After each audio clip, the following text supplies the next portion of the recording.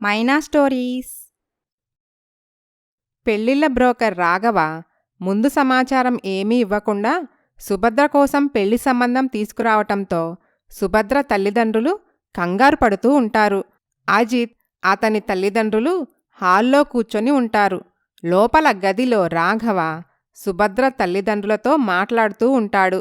ఇంత అకస్మాత్తుగా పెళ్ళంటే ఏం మాట్లాడాలో అర్థం కావట్లేదురా. అవునన్నయ్య, నాక్కూడా కాళ్ళు చేతులు ఆట్టల్లేదు. అలా కంగారు పడకండమ్మా. అదృష్టం ఎప్పుడూ మనకి చెప్పిరాదు. అది వచ్చినప్పుడే మనం ఆహ్వానించాలి అని చెప్తూ ఉంటాడు రాఘవ. మరోవైపు హాల్లో కూర్చొని ఉన్న అజిత్, అతని తల్లిదండ్రులు ఈ విధంగా మాట్లాడుకుంటూ ఉంటారు. చిచ్చి, ఈ ఇల్లు చూడరా, ఎంత దారుణంగా ఉందో. ఇలాంటి దిక్కుమాలిన సంబంధం మనకు అవసరమా చెప్పు అని అజిత్ తల్లి చీదరించుకుంటుంది.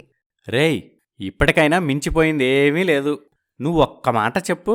రేపటి వరకు ఓ గొప్ప సంబంధం నీ కాళ్ల ముందు ఉంచుతాను. నాన్న, నన్ను ఇబ్బంది పెట్టకండి.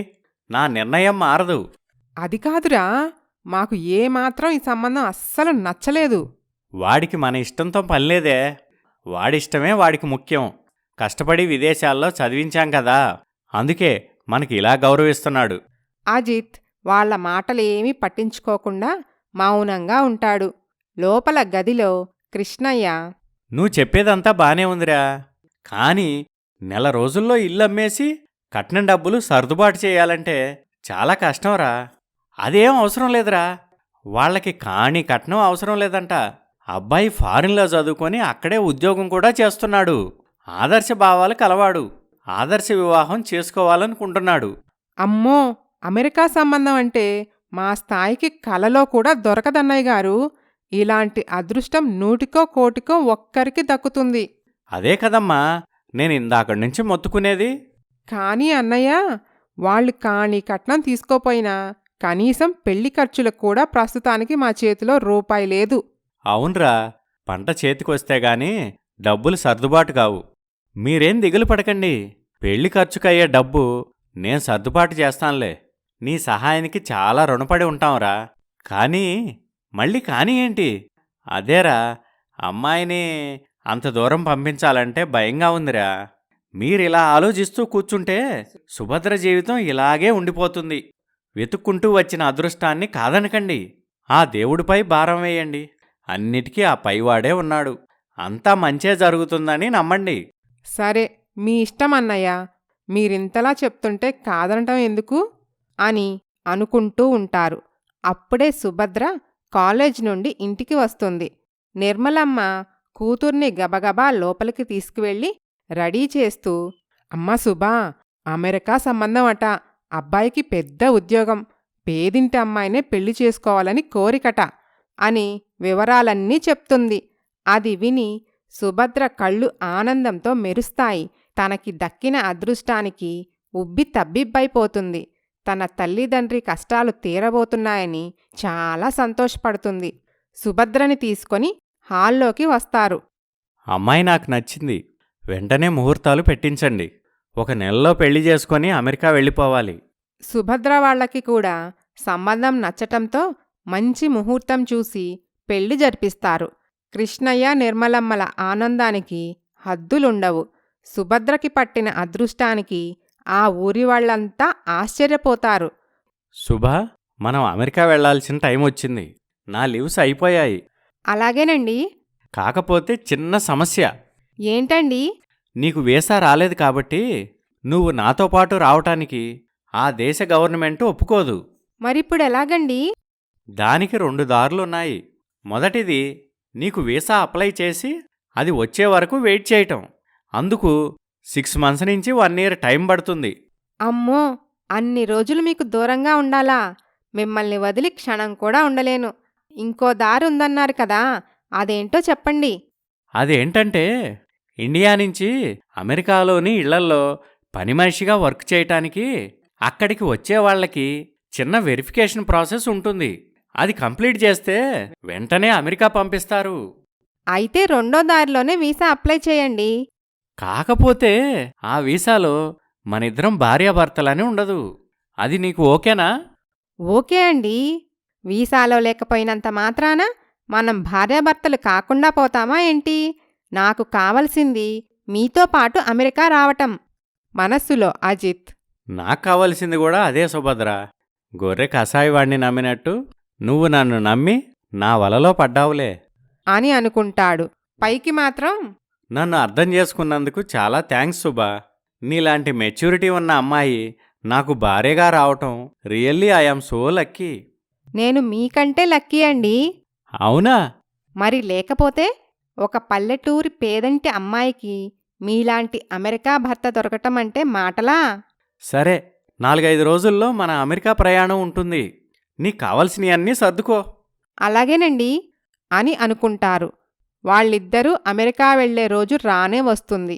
అందరూ ఎయిర్పోర్ట్కి వెళ్తారు. జాగ్రత్తగా వెళ్ళిరామ్మా. సరే నాన్నా. అల్లుడుగారికి అనుకూలంగా నడుచుకోమ్మా. అలాగే అమ్మా.